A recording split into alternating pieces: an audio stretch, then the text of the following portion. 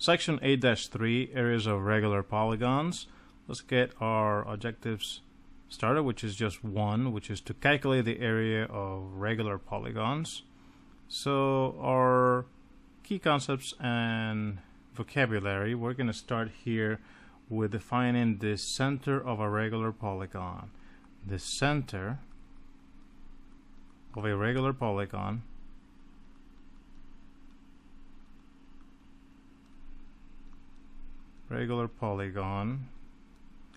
is the center of the circumscribed circle.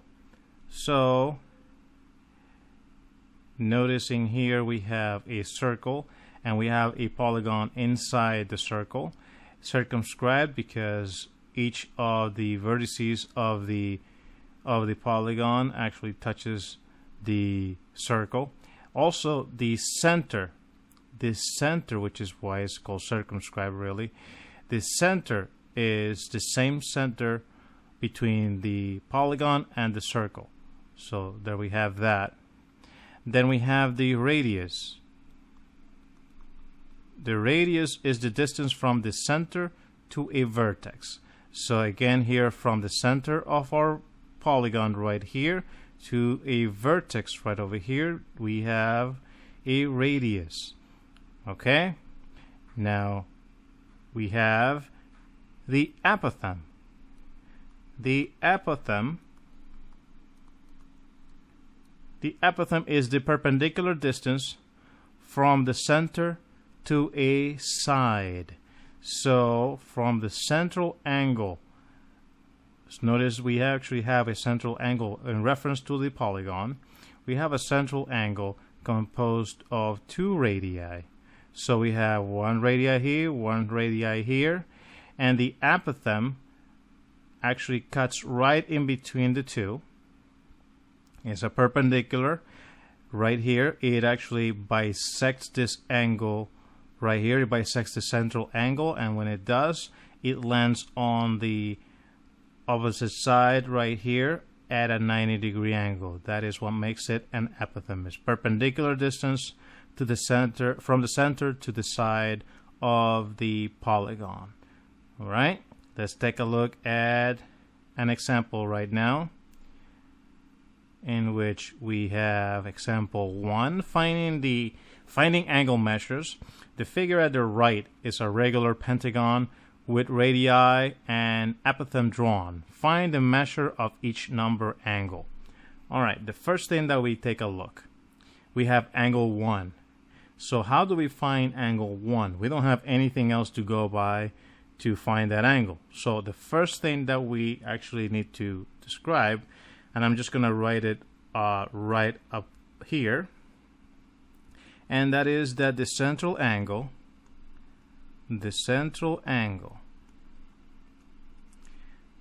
of a regular polygon, of a regular polygon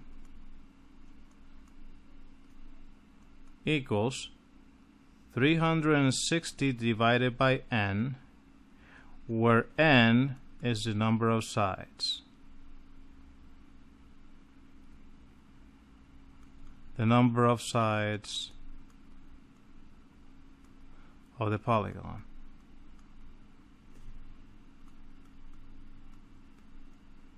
Okay, so there we have that. So now right off the bat we can say that the measurement of angle 1 equals 360 divided by n. Since we're dealing with a pentagon, in our case n happens to be 5 because a pentagon means that it has 5 sides. So it's going to be 360 divided by 5, and that gives me 72 degrees. All right, then we can say that if angle 1 is a central angle, we have here in our drawing an apothem, and the apothem bisects the central angle. So we can say that the measurement of angle 2 equals 1/2 the measurement of angle 1. And we can come up and say 1/2 times 72 equals 36, and this is because the epithem,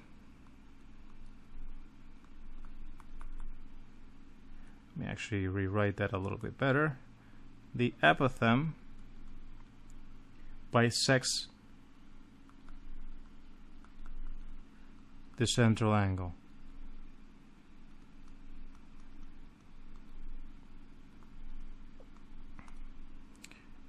Central angle right there.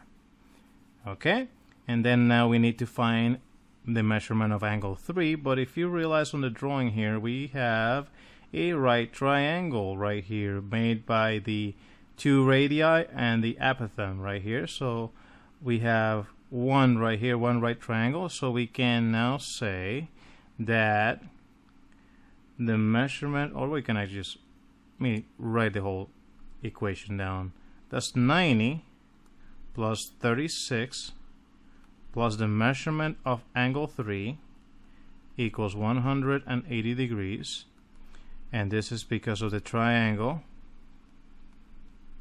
angle sum theorem. Alright, so we combine the 90 and the 36, we get 126 plus the measurement of angle 3 equals 180. Then we solve for the measurement of angle 3, and the measurement of angle 3 happens to be 54 degrees. And that's that one. Alright? Going to example 2. Example 2 is yours to do. As soon as I finish reading it, you know what to do. At the right, a portion of a regular octagon has radii and epithem drawn. Find the measure of each number angle. Good luck. Okay. So it says that it is a regular octagon. So we know that all those sides are congruent, and it has number of sides is 8 because it's an octagon. So we start with the measurement of angle 1, which is our central angle. Measurement of angle 1 is going to be 360 divided by 8, and we have that to be 45 degrees. Okay, then we say that the measurement of angle 2, again, the epithem right here bisects my central angle, so angle 2 is going to be 1/2 of 45, and 1/2 of 45 comes out to be 22.5 degrees. And to get angle 3, again we have here a right triangle to get angle 3, right? A right triangle right there. So we say that 90 plus our 22.5 plus the measurement of angle 3 equals 180 degrees. We combine our numbers here, we get 112.5 plus the measurement of angle 3 equals 180 degrees, and that leaves me with the measurement of angle 3 equals 67.5 degrees. And that's that problem. Hopefully you got the same answer that I did. Alright, moving on. Let's actually move now to our first theorem of this lesson, which is the area of a regular polygon. Which is the area of a regular polygon is half the product of the epithem and the perimeter. Have the product of the epithem and the perimeter. So we have the area of a polygon equals 1/2 the product of the epithem times the perimeter. And the formula should look familiar because it looks like the formula for area of a triangle. And we're going to put this into practice right now with example 2. Alright, example 2, finding areas of a regular polygon. Find the area of a regular decagon with a 12.3 inch apothem and an 8 inch sides. So the first thing that we need to do is we need to find the perimeter. We have the apothem, so we know that the area of the polygon in general is the area of a polygon is going to be 1/2 the apothem times the perimeter. Okay? We also know, or we should know by now, the perimeter equals the number of sides times the dimension of the sides. So in general we can say the perimeter equals n times s, where s is the measurement of each side and n is the number of sides. So it says this was a decagon, so that means that n equals what, 10? So we have 10 times the measurement of each side, and each side happens to be 8, which gives me that my perimeter is going to be 80, and the units are in inches, so is 80 inches. All right, so we have the perimeter. We now have we know the apothem is given to us, so now we can go ahead and plug those numbers in, and we can say that this is going to be 1/2 times the apothem. The apothem is 8, and our perimeter happens to be 80. So when we multiply all those numbers together, we get 492. And since we're dealing with area, 492 area, our units are in inches, so the inches come here. But since we're dealing with area, it's going to be squared inches. So that is the area of this particular polygon, or in this case, decagon. All right, so let's move on to your example to do. All right. This one states, find the area of a regular pentagon with 11.6 centimeter sides and an 8 centimeter apothem. Have fun. Alrighty, so again, the area of a polygon is 1/2 the apothem times the perimeter. So we need to find the perimeter. So we know that it is a pentagon, so n is going to be 5. S, because of my sides, the sides are 11.6. And that means my perimeter is going to be 5 times 11.6. Actually, let me put in with parentheses. Times 11.6. So we can just go right ahead and we get that is to be 58 inches. Let me actually rewrite that 5. Well, might as well make it the whole 58, right? 58 right there. So now that we know our perimeter is 58 inches, we can go ahead and plug those numbers in into our formula for the polygon, and this is going to be 1/2 times the apothem, which is 8 right over there, times 58, and when we multiply all that, it gives us 232. The units that we are given are in centimeters, so this is 232 centimeters, but we're dealing with area again, so it's going to be centimeters squared, or squared centimeters. All right, and that is that for that example. Let's move on to the next thing, and we have some real world situations, or a real world case. And it goes like this. Some boats used for racing have bodies made of a honeycomb of regular hexagonal prisms sandwiched between 2 layers of outer material. At the right is an end of one hexagonal cell. Find its area.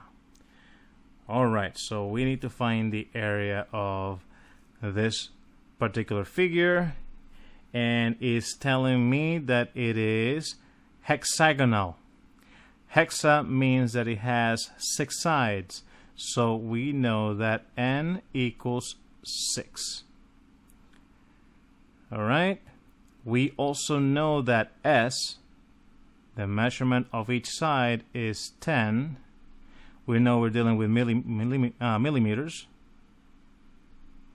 Alright, so we're gonna go and say our perimeter is going to be number of sides is going to be 6 times 10, so this is going to be 60, and it's 60 millimeters.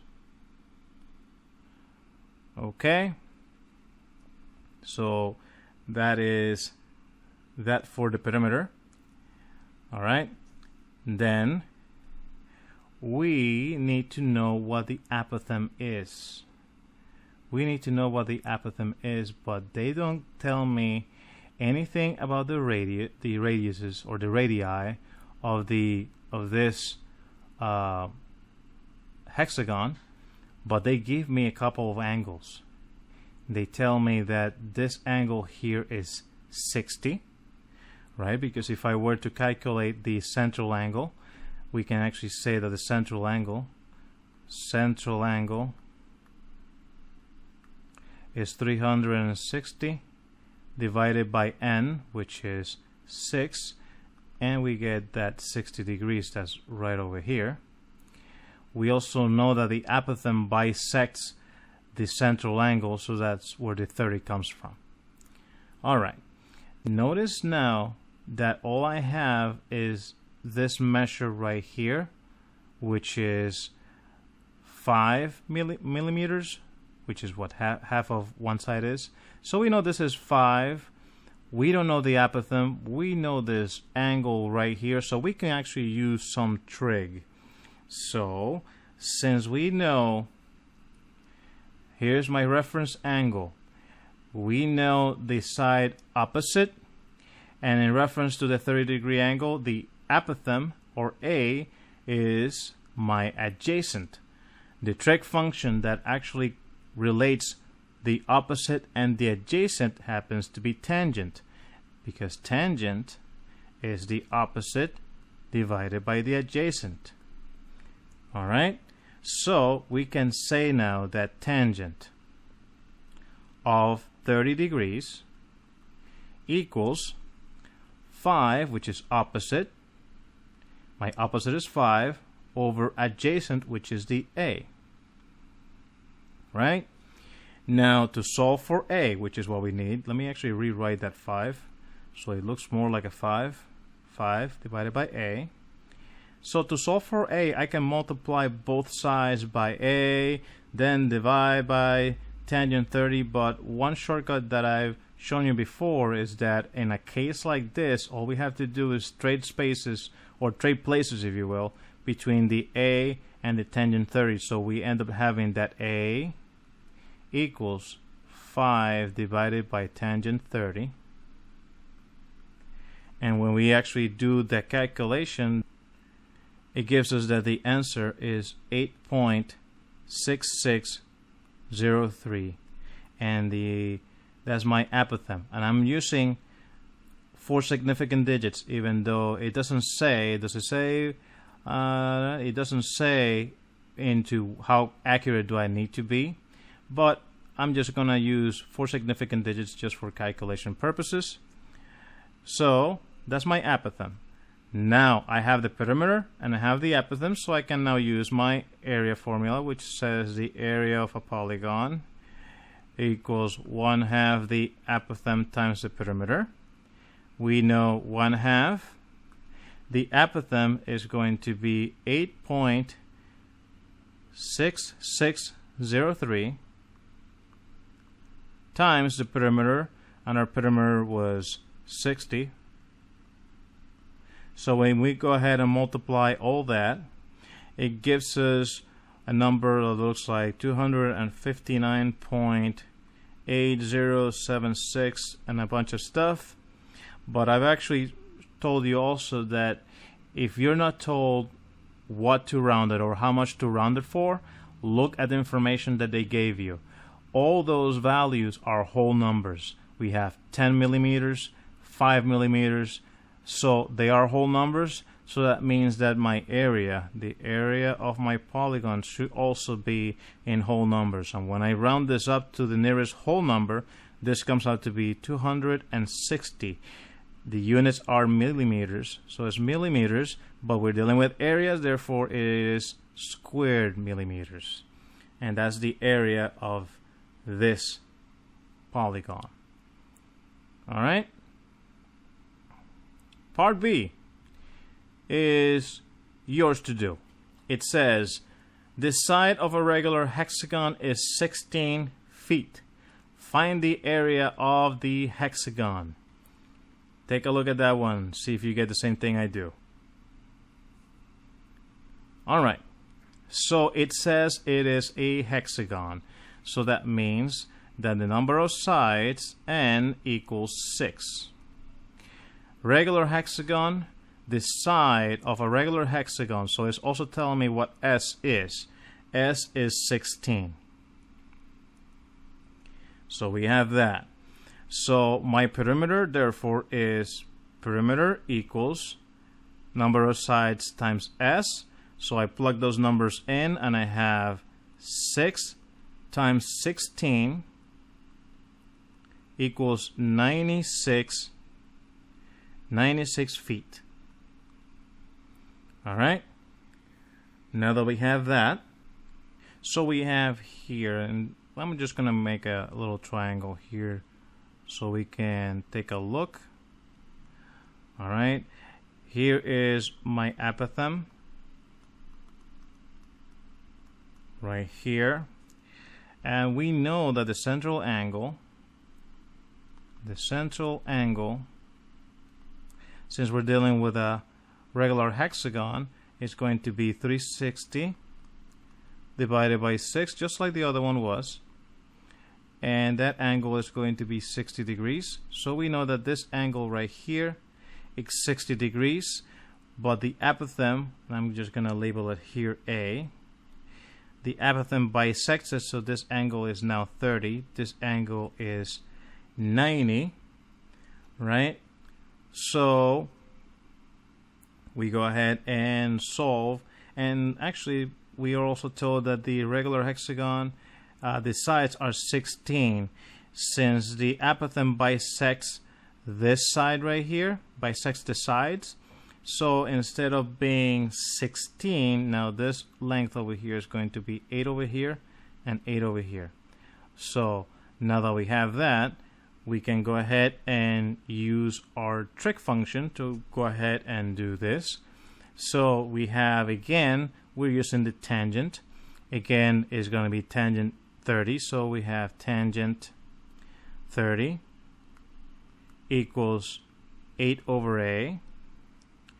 We go ahead and solve for A, and we get at A equals 8 divided by tangent 30. We go ahead and approximate this, and when we do the math, plug that into our calculators, we get 13.8564. Okay, we're not rounding just yet. I just use 4 significant digits because it gives me a more precise measurement. All right, now that's my apothem. All right, we have the perimeter we have. So we can go ahead and use the formula for the area of a polygon, which is area of a polygon is going to be 1/2 the apothem. So the apothem is 13.8564 times my perimeter, which is 96. And when we multiply all that together, it gives me that is going to be 665.1072 2. And since it doesn't say to round it up to anything in particular, we look again. We're dealing with whole numbers again, so we round this up to the nearest whole number, and it comes out to be just 665. The units happen to be in feet, so this is going to be squared feet. And that's the area of that polygon. Okay? Now, let's move on to using Theorem 8-6. All right. Find the area of an equilateral triangle with apothem 8 centimeters. Leave your answer in simplest radical form. All right. We need to do simplest radical form. So let's take a look at this guy right here. The first thing that we notice is that the apothem is already given to us, right? So we need to come up with some way to find the sides because nothing is given to us. We could use, let's see, we could use some trigonometry to do it, but that's going to take a little bit of calculations, and we're actually supposed to find the simplest radical form. So right off the bat, we can say that if the apothem is right here, if the full length of one side is S and the apothem bisects that side, then one piece of it is going to be S divided by 2, and this guy is going to be S divided by 2. And now I'm going to go ahead and explain something to you guys that I have neglected to explain, but it goes like this. We're going to talk briefly about a type of right triangle, which is what this triangle that we have right here, which I'm actually going to head and redraw it over here.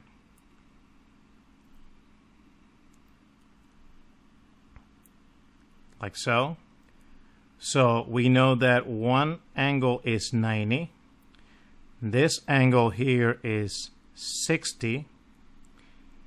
And by the triangle angle sum theorem, the only measurement that this angle right here can be is 30. And the property that I'm going to discuss right now is known exactly as that. Refers to the 30, 60, 90 triangle. It's not a rule, it's more like a type of right triangle. It's one particular type of right triangle. And it goes like this.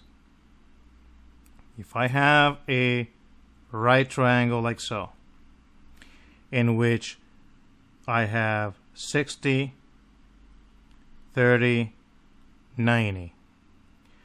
We have the side that is opposite the 30-degree angle.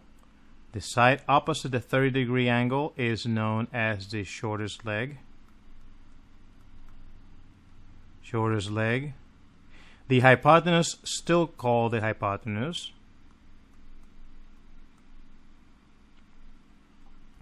And the side opposite the 60-degree angle is known as the longest leg.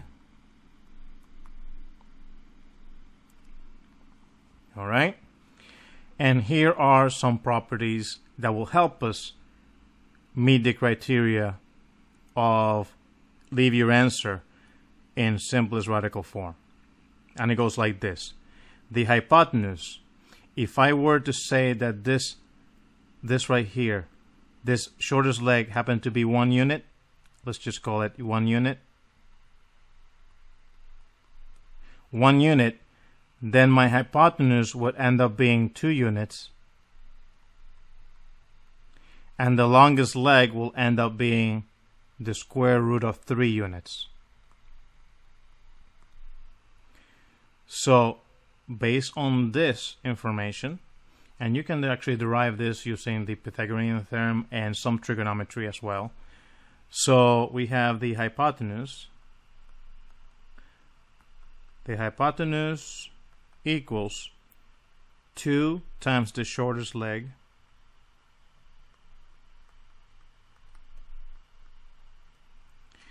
And then we have the longest leg equals the square root of 3 times the shortest leg. Alright, now that we have that out of the way, I'm going to transfer this information on our problem onto our little sketch that I made over here.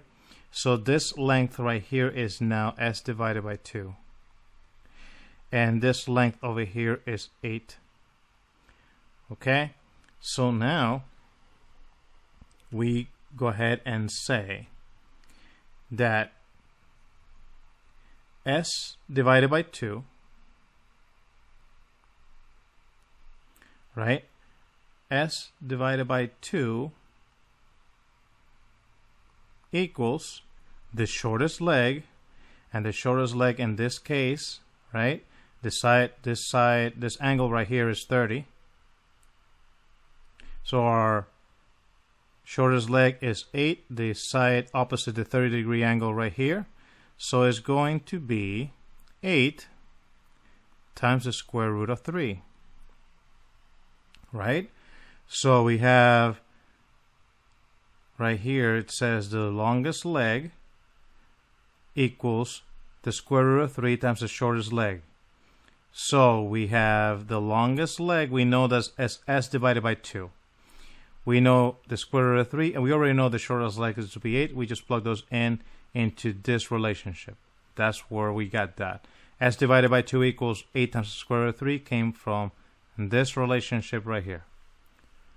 So now we need to solve for s. So we go ahead and multiply both sides by 2 to get rid of that fraction. Multiply here by 2, multiply here by 2. And then we have that s equals 16 times the square root of 3. That is the length of each side. Now we can go ahead and calculate the perimeter. The perimeter, therefore, is going to be number of sides times the length of a side.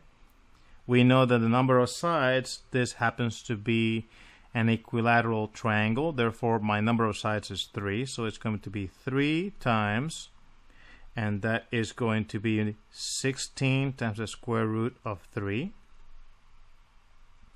which gives me my perimeter to be 48 times the square root of 3 centimeters. All right, then we can plug in those values into area of a polygon formula, and it's going to be 1/2 times apothem and the perimeter. So we have 1/2. The apothem, we know that is 8 centimeters. And our perimeter is 48 times the square root of 3. And when we multiply all that, we get 192 times the square root of 3. Our units are centimeters. Dealing with area is square centimeters. And since we have radical form, we have also met the criteria of simplest radical form. We know it's in simplest radical form because the square root of 3 doesn't get any simpler than that. It is a prime number inside there, which the factors of it are also prime. So it's 3 and 1. So it just stays as the square root of 3. And that is that example right there. Using the 30, 60, 90 triangle rule, if you will. Actually, I'm just going to call it triangle rule right there. And we can use that as a shortcut. I'm not fond of using shortcuts, but in this case, it's quite useful to meet the criteria about simplest radical form. All right, so part B is, guess what? Oh, yes, you guessed it, is all yours. So part B looks like this. In the figure here on the right, 16 small equilateral triangles form a large equilateral triangle. Each small triangle has a 12.7-inch radius. What is the area of the large triangle to the nearest square inch? All right. So the first thing that I'm going to do, I'm going to actually redraw this triangle a little bit larger over here so we can take a look at it over here. And we have, it says small triangle has a 12.7 inch radius. That means that this leg over here is 12.7 right here, and it's 12.7 actually. If I'm looking at the small triangle, it does have a small triangle right there, and a small triangle, there you go. That kind of looks terrible.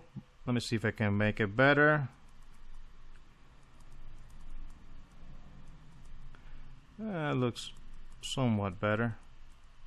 Okay, so we have that. This is 12.7, and this is 12.7 right over here. This right here is our apothem. So the central angle ends up being 60. Actually, it's 120, by the way, sorry. So we have this angle here to be 60, this angle over here to be 30, and this one over here is 90 degrees. All right. So we go ahead and say that the hypotenuse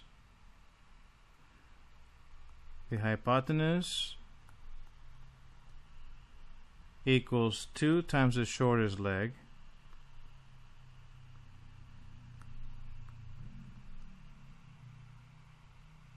so that comes and tells me that it is 12.7 equals 2 times A. The shortest leg is A. So we go ahead and divide both sides by 2. Divide both sides by 2. And we get that our apothem is going to be 6.35. And we are in inches, so it's 6.35 inches. Alright? So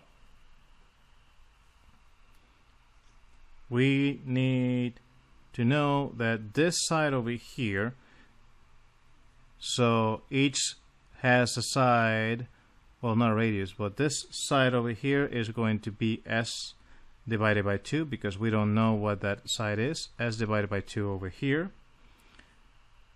So we happen to know that the longest leg